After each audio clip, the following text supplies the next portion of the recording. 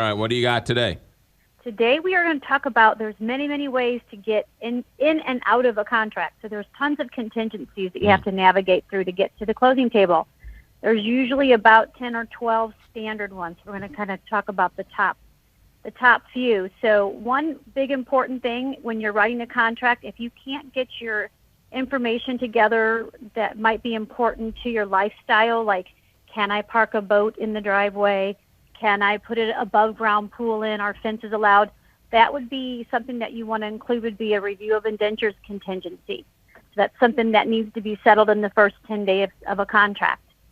Another big one, obviously, is the building inspections. Those have to be settled in the first 10 days typically as well. You can do radon, termite, mold, lead, all kinds of inspections, but it all has to be done right up front, and then you have another 10 days to negotiate what comes out of those inspections.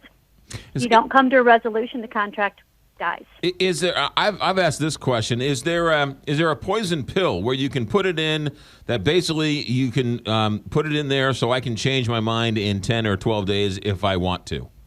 Well, here's the thing. There is the built-in, we call it the buyer's remorse clause.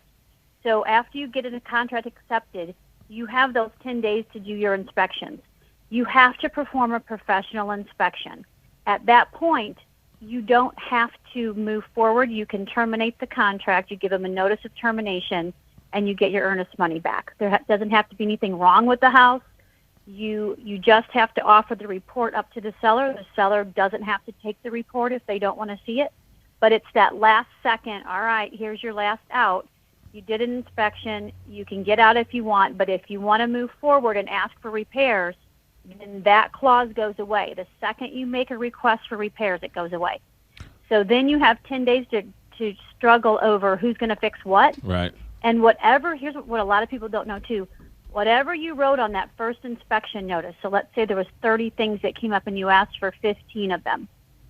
Whatever you wrote on those 15, I don't care how many times you go back and forth in between in those 10 days negotiating, the seller ultimately, because you can all of a sudden decide you didn't want it. So now you go back and say, well, you didn't accept my 15, so I'm going to ask for 30.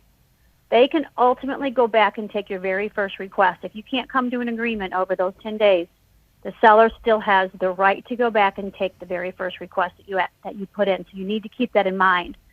It's important how you draft your first inspection notice. Basically, all of this is really hurting my head, so just call Kathy Helbig. Yes. Yeah, there's a whole lot more. Yes. Municipal inspections, insurability, you got to go through title survey. It's a lot for people to think they can do it themselves just because they're online, reading how to do real estate or how to buy houses. Right. It's a lot of navigating, a lot of curveballs that come at you at one time, and a lot of negotiating.